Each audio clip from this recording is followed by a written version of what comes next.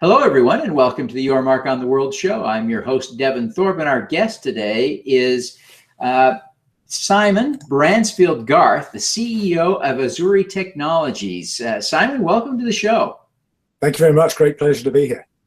Well, Simon, the pleasure is all ours. You are doing something that I admire, I quite frankly love. I'm excited about what you're doing in bringing solar technology to households in Africa. This is just great, inspiring work, and it's fun to see you making money at it. So give us just a little bit of an overview of what you're doing, especially in Africa. Yeah, absolutely. So, I guess the background is for all the development that we have in the world, still roughly 20% of people still have no access to mains electricity. And that's particularly true in Africa, where about half the people in the continent don't have access to electricity. So you've got this really strange situation where pretty much everybody's got a mobile phone, which is 20-year-old technology, and yet people are using kerosene lamps that, frankly, the pharaohs would have recognized for lighting.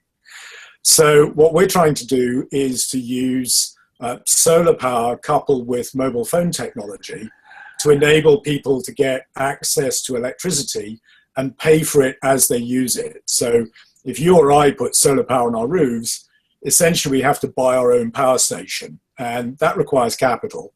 People in emerging countries generally don't have capital. And so by offering solar power as a service that replaces kerosene and mobile phone charging fees, so people can get access to power, save money, and bring themselves closer to the knowledge economy. Now, one of the things you mentioned, and I just want to drill down on this a little bit, was that you help people sort of move up the ladder. I imagine once you use a little bit of electricity, you want a little more, and then a little more, and a little more. Is that what you're seeing, and how do you facilitate that? Yeah, no, that's exactly right. It's interesting when you set companies up that sometimes the very earliest decisions turn out to be the most important. And traditionally, people will always charge you for the amount of substance that you use, be it electricity, water, whatever it may be. Because with solar power, the cost of an extra bit of electricity is zero, instead of charging people for the amount of electricity we use, we charge people for the amount of time they have access to it. So typically somebody will pay $2, $3 on their mobile phone, and that will give them access to solar power for a week. And the kind of unintended, but actually very fortuitous benefit of that is there's no point in conserving solar energy because it's free, it has no impact. So people tend to use it more and more, get more and more reliant on it, get more and more benefit from it. And then with our solution, after 18 months, the customer owns the product. So it's essentially a rent-to-own type of business model. And what we thought was that people would kind of stop at that point. But in practice, what happens is they give away the old one, and then they say, right, I want the next one now. I want the one that's got more light, or it's got a rechargeable radio, or it's got a torch or a TV, or whatever it may be. And so just in the same way as you or I upgrade our mobile phones, so people aspire to ever more technology and ever more capability. Yeah, and you're bringing it to them. That's really interesting. And I guess that gets it. You gave me some really interesting observations about your work in Africa. And one of them, your first, was that aspiration is the same regardless of income. Tell us a little bit about what you see in Africa as you work with folks. I think when people think about Africa and the sort of the image that is widely portrayed is very often of doom and disaster and things going wrong. And I guess the other image is this idea of people who are in receipt of benefit, charity, and so on. And yeah, absolutely nobody is knocking the activity that people do and the great work that people do. But realistically, on the ground, individuals are the same as you and me. They want a big house, they want a car, they want good things for their family, they want their kids to have a good education, they want to have a good retirement. And so what we tend to feel is it's much better to view the people we're working with as customers, as consumers, and provide the services and goods that people are looking for on a commercial basis in a sustainable way, and try to get away from the perhaps slightly patronizing sort of view that sometimes has occurred in the past, and just really treat people as individuals in their own right who have aspirations and want to get on. Yeah, great insights and observations. You know, most of us haven't spent nearly as much time on the ground in Africa as you have, and so we appreciate those insights. Now, your second point was that it's not just California where you find tech innovation. Tell me a little bit more about what you're seeing in Africa in terms of tech innovation.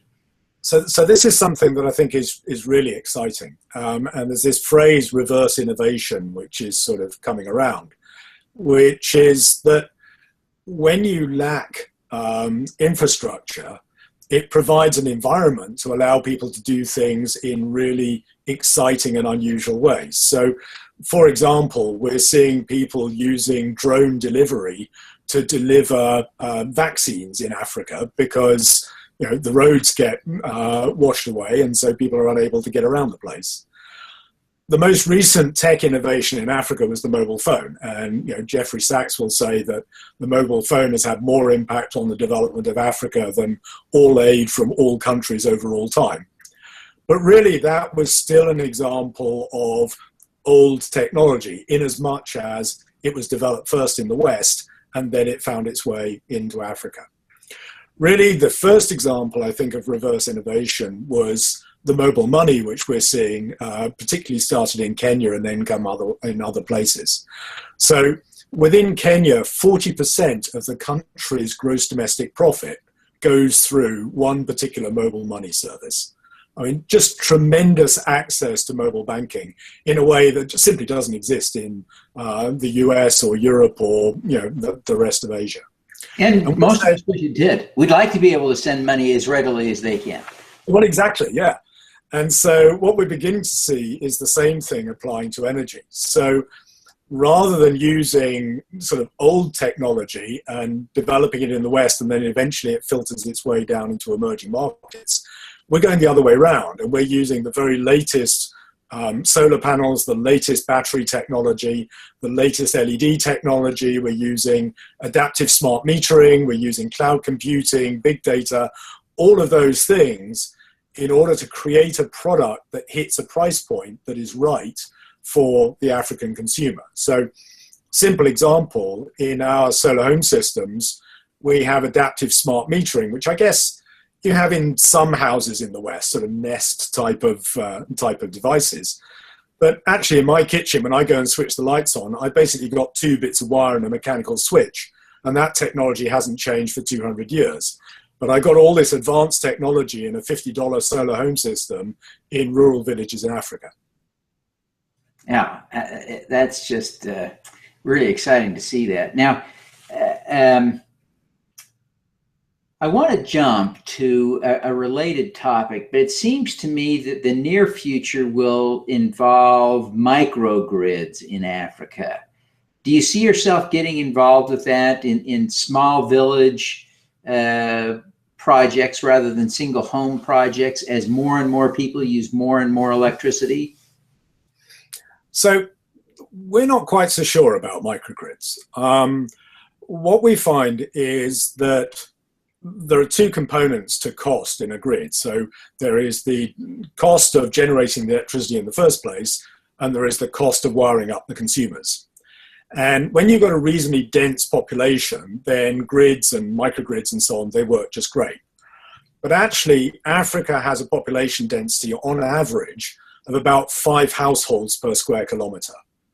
And so it's very quickly the case that it is cheaper to put in a standalone power system than it is to connect the customer up. So typically, connecting a customer up to a pre-existing grid costs about $1,000. Well, for $1,000, I can not only provide the power, but I can also provide the TV and the light and the smartphone and the fan and the mobile phone charging and the radio. And realistically, for many people, that's as much as they would expect to use the grid for. And so in many, many cases, we're seeing that distributed power is actually a genuine alternative to the grid for many households. And of course, it's much quicker. You can roll out distributed power with the dynamics of consumer electronics, whereas rolling out grid technology is the same dynamic that you have with any utility. It takes many, many years. Interesting discussion. Well, it is just fascinating to think about this idea that we're completely upending our concept of electricity. Since we started using electricity commercially in the 1880s, we had massive power sources that distributed that to urban areas, and then over the next 60 years to rural in the United States. But to think about powering each home and having that be more efficient is just a really pretty big departure from our traditional thinking, isn't it? Absolutely so, and it's really turning things on its head. But if you think about how the mobile industry developed over 20 years ago, for the vast majority of people in Africa, their only access to a telephone is going to be on a mobile phone. Their only access to the internet is going to be on a mobile phone. They will never see a landline, and they're never going to miss it. And our view is there's a significant number of people who will never see the grid, and they're never going to miss it. Because you look at the dynamic of the market, the cost of a piece of wire is pretty much static. It's not going to change rapidly. But the cost of consumer electronic devices, be they efficient TVs, efficient lighting, efficient fridges, all of those sort of devices, that cost is coming down. And so the gap between what you can get as standalone power and the cost of connecting people up is growing all the time. Yeah, very, very exciting. Well, I want to just ask you a couple of personal questions, Simon. As a social entrepreneur, I'm always intrigued with what drives a social entrepreneur. So you've become a role model to many. Who do you look up to as a role model? Wow. So there are many, many people, of course, that you think of, and some of the more obvious ones. I actually think that there's one that's kind of stands out as unusual, and that's Florence Nightingale. And the reason that she's a role model is because she took something that, medicine in the Crimea, and she applied science to it, and she applied data to it. And as a result of bringing some structure to it, she was able to develop things in a way that frankly were sort of quasi-random beforehand. And I think this idea of the application of data and the application of processes to problems which otherwise are just seen as being just difficult is really, really important. And particularly for Africa, I think there is a real opportunity to use data and use information to allow the continent to develop in a way that all other continents have not really benefited from. Really simple example, if you think about continents that have gone through their growth phase, Africa is the first one to go through its growth phase in the context of the internet. India didn't have it, China didn't have it, but actually Africa has. And so the interesting question is, can we change the path of development in the African subcontinent and not necessarily follow the path that's occurred in other continents historically? Yeah, interesting idea. Now, Simon, I want to ask you as an entrepreneur, you could be doing anything.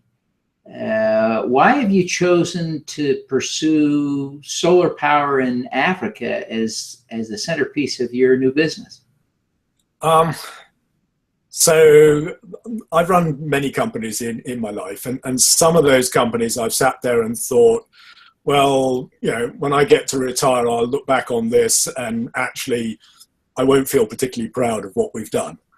I think it's clear that this is an environment where you can look back at it and you can say, yeah, we're a business, yeah, we're trying to make money, but actually we're creating employment and we're genuinely having an impact. And I look at just simple stats like, on average, when people get a solar light in their house, kids increase the amount of study they do every evening by between 90 minutes and 2 hours.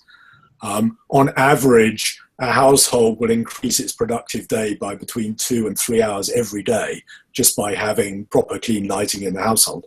So the impact you can have is tremendous. And the problem is much bigger than us, of course, but at least we're playing a part in contributing to that development process. No, that's great. And you certainly are playing a part. Now, we like to ask every one of our guests for what we call an impact hack, a tip that would help us do more good in the world. What's yours? So I think the one that I have is really about, well, actually there's two things. One is inherently, I try to trust people.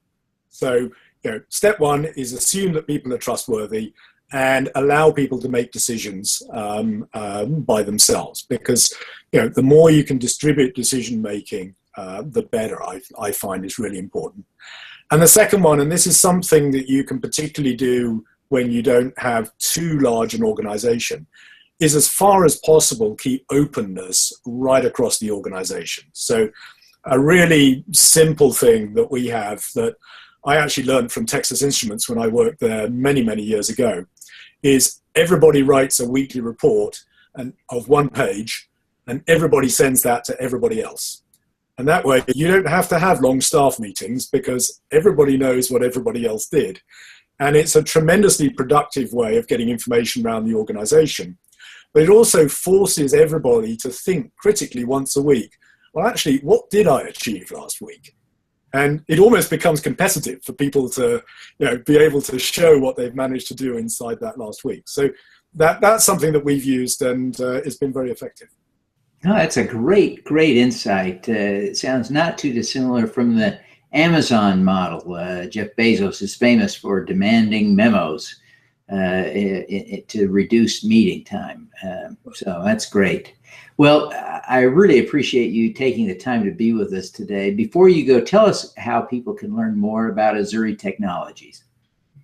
So just come to our website, azuri-technologies.com. A lot of information on there.